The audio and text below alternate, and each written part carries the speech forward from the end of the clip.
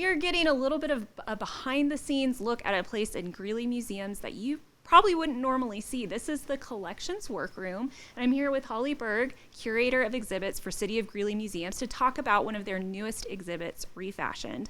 So Holly, I would like to ask you kind of what inspired this exhibit and the story behind it, and what artifacts specifically kind of helped develop this idea.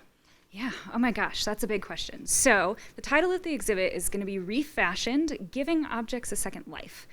So how this kind of came about was that we like to find exhibit topics that are trendy throughout history, but also connect to modern day. And of course, recycling, reusing, all of that is such a big trend right now, mainly with the motivation of protecting the environment and saving the planet and that sort of thing.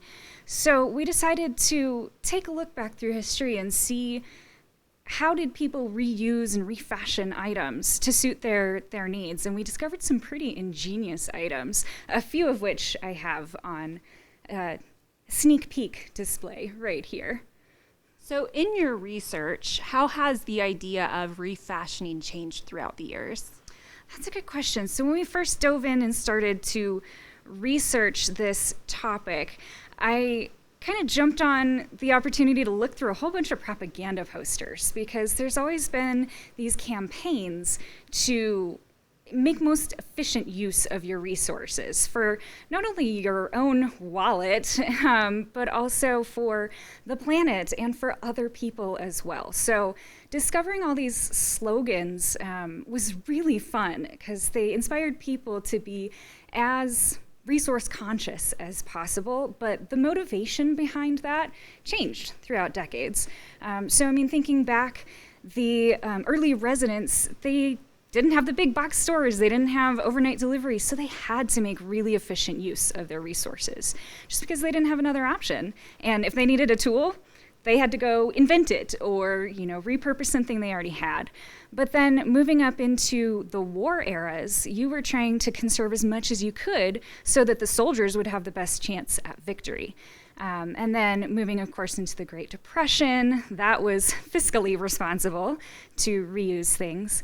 And then in the 60s and 70s, of course, a huge wave of environmentalism just spread across the country and kind of continued up to today. So the motivations have changed, but it's been there all along.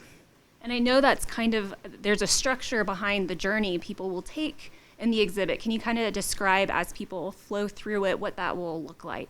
Yeah, sure. So we normally have our exhibits broken down kind of chronologically almost, but this one's going to be by theme. So you can take a journey a lap through the gallery and explore ingeniously repurposed and creative items by theme.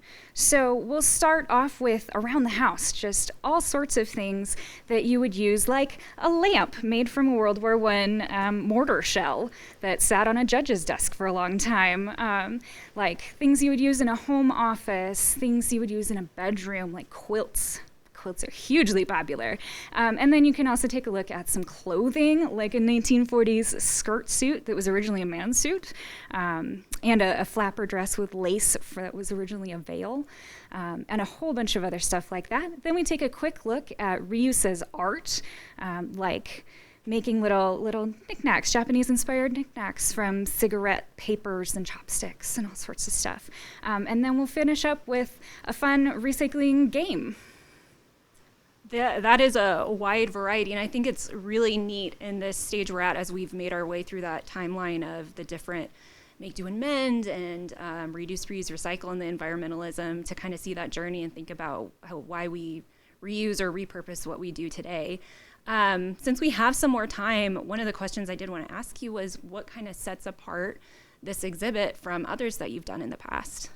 Yeah, I think one of the things that sets it apart is just the wide variety of items that we found in the collection. We were originally thinking, let's start with flour sack material, feed sacks. It was really common to repurpose flour sacks into clothing and dish towels and other stuff like that, especially during fabric shortages.